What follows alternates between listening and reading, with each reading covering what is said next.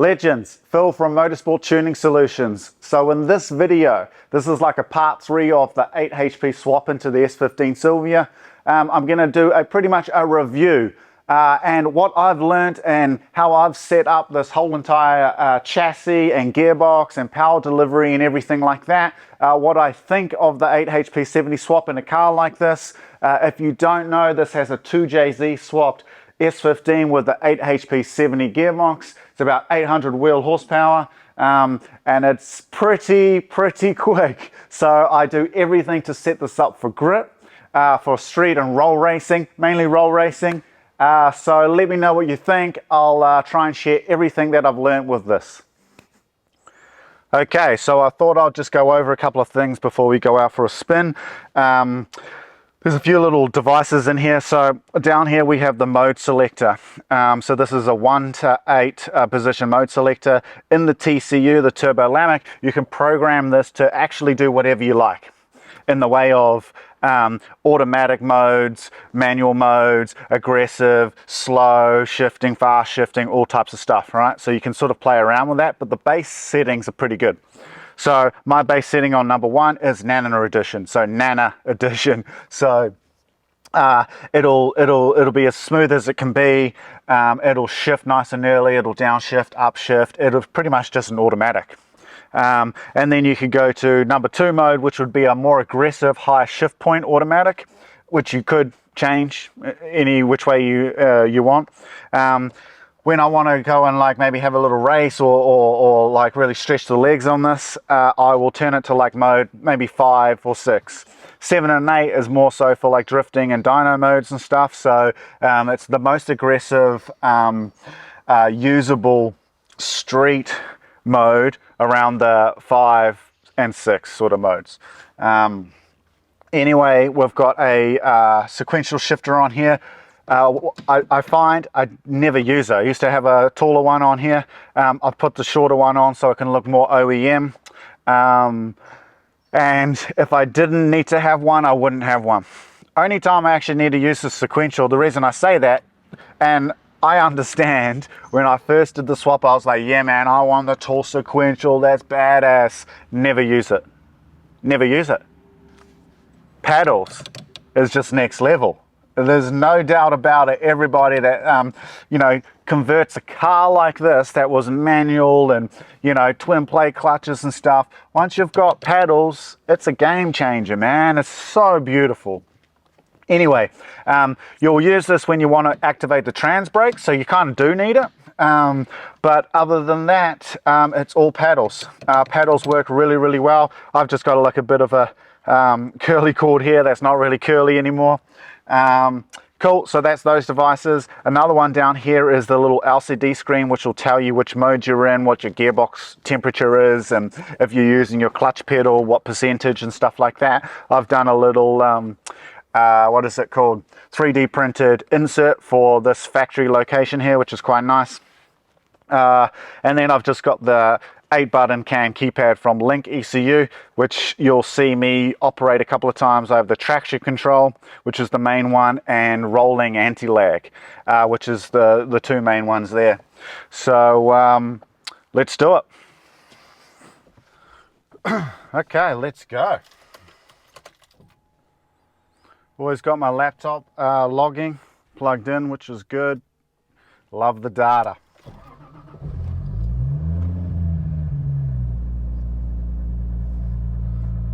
Not a bad E85 cold start.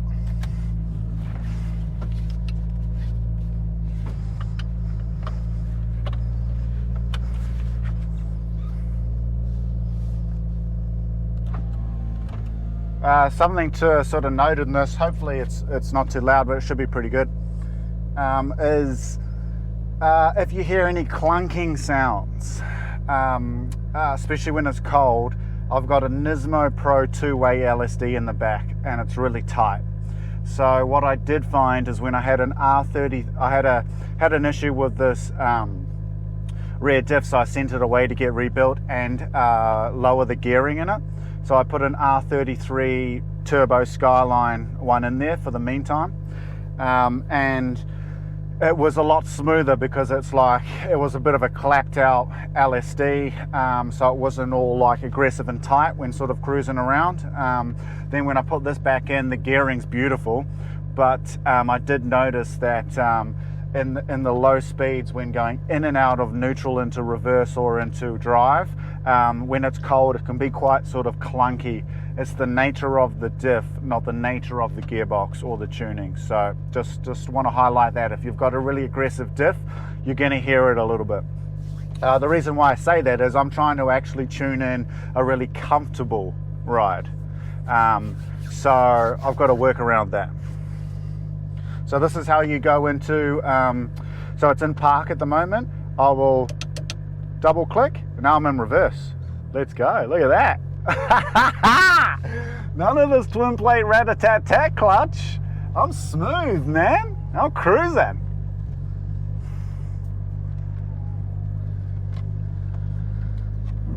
And then, see, it's a bit clunky to get into neutrals because the aggression and the tightness of the diff, but it's in neutral now.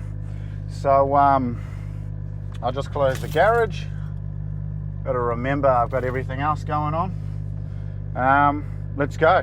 So you just one single click to go forward. I could use this as well, but one single click, and now I'm in drive.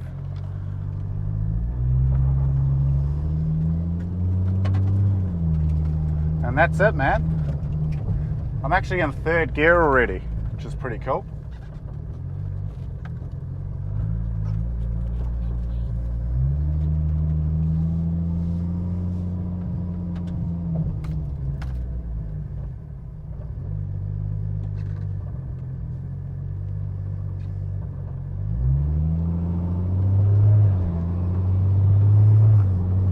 Look at that auto life, man. We're in auto life. So yeah, mode 1. So it'll tell me down here.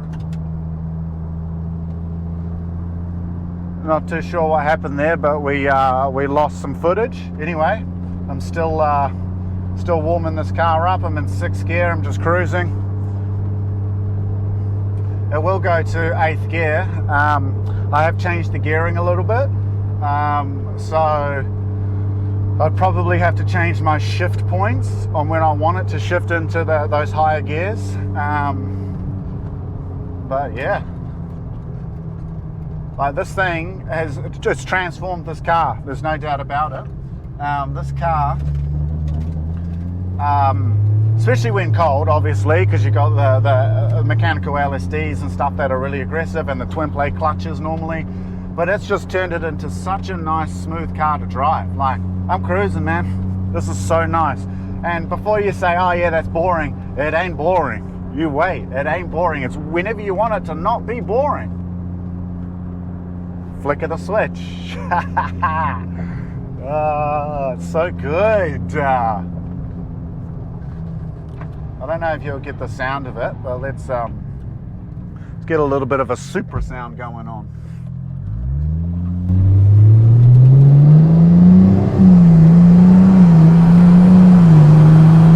Oh, you're kidding me! Are you kidding me? Ah! Holla! Okay, it really just excites me. I've got to do that again. So this is Nano Edition mode in the auto.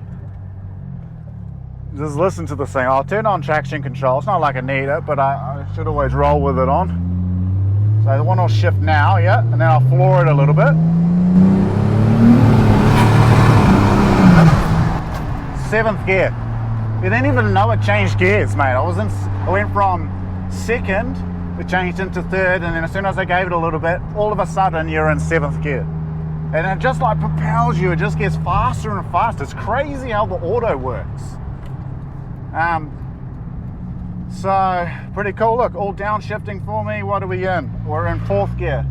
Yeah, 3rd gear now. 4th gear, 5th gear, 6th gear. You don't even know it's changing gears, man. That's pretty smooth. Thank you. Thank you, Turbolamik, and thank you, BMW, or whoever made the 8 HP 70 gearbox. Lovely.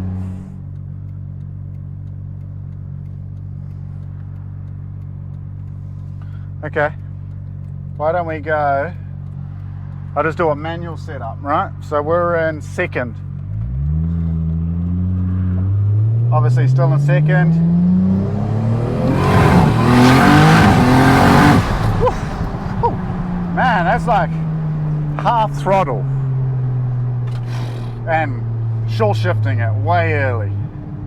Thing's a beast.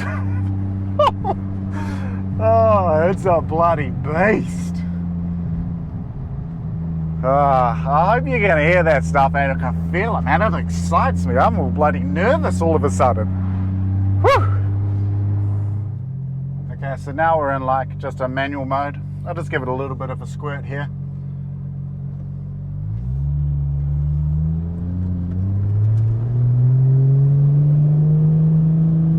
I'll get out a second because that's like our first.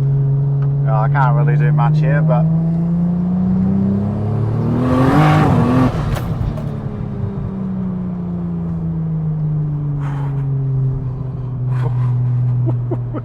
and then I'll just put it into nano mode.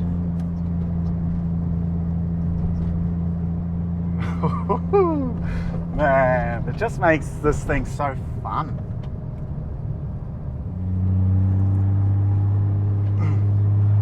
Okay, let's give it some let's give it a squirt.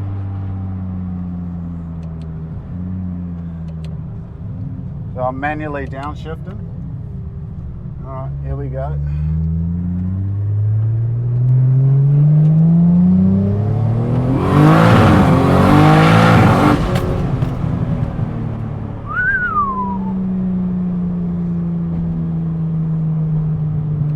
One more.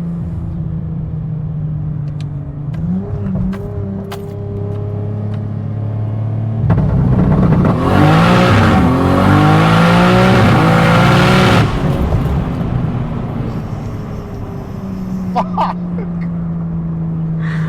Woo. Well, I don't know if you got that, but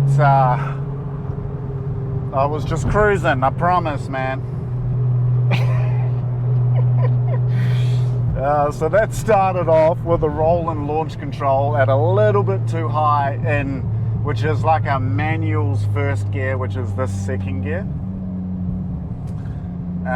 So there's a little bit of wheel spin at the start, but then she hooked. So rapid. Oh my God. It is so rapid.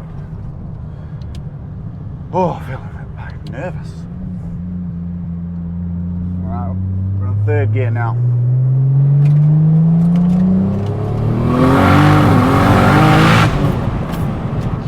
Jeepers creepers.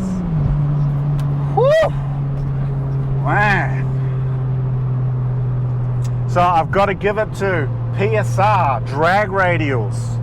Man, you guys have nailed it. Word up, I'm going to do a video on, because I haven't mentioned it, but I just put a new set of the new 275 45 17-inch drag radials by PSR. They are really good, and I'm coming from Mickey Thompson's. I just put it into nano mode, hold up. Mickey Thompson drag radials, Street R's. I've had a couple of sets of them. Noticeably different. So word up, guys, you got a great drag radial. These are you're gonna get the market with these things, I tell you that, because I wanna buy a bunch. Man. So we're in auto now.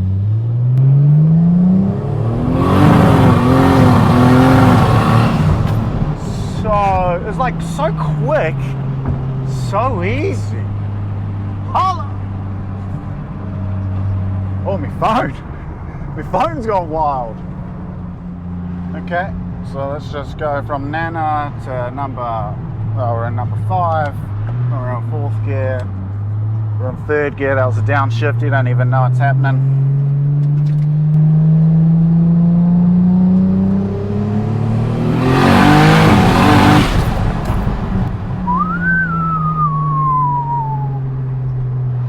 sound beautiful. And then we're just cruising, man. We're in Nano Edition. So, when you want, it's Nano Edition, it's smooth, it's comfortable, it's great, right? Click of a couple of switches, it's ballistic. It's absolutely ballistic. So, it's a 10, it's actually 11 out of 10 for doing this swap. It is so cool. It's the coolest thing ever. Okay, fair enough. I have front and rear custom speed sensors with traction control. I've got 800 horsepower 2JZ. I've got drag radials. I'm fully set up. I've got PDMs with everything. I've got accelerometers. I'm a big data nut. Just analyzing and trying to improve and improve and improve. But once you get the whole entire chassis, it's quite easy to get the gearbox to operate straight away and just do its thing, but to get it all in sync and the car to be like quite a quick race car does take some time, but that's just like with any setup, whether it's a T400 or it's a sequential gearbox or it's a manual and you've got flash shifting and stuff. Anything's going to take a lot of setup time to get dialed in correctly. But for the gearbox swap's quite simple, and to get it all operating is quite simple as long as the right data's in there. But man, what a such a cool thing in a like 90s car to have 800 horsepower that puts it all down. And my traction control, we'll have a look at the data in a sec. I would say that my traction control is not actually coming in, because what I was finding is when I'm losing traction and I'm shifting gear, my traction control retards the timing and you get big bangs between gears and stuff like that. You're not getting it now because of these new drag radials. PSR, you legends. So instantly, by putting these drag radial PSRs on, you guys actually finalized my build. Not finalized, but you brought it all together. So thanks, guys. That's legendary. And we're back home, man. You didn't even know. I was changing gears, were getting changed down, and we're just cruising. Smooth. Hopefully you like this, man.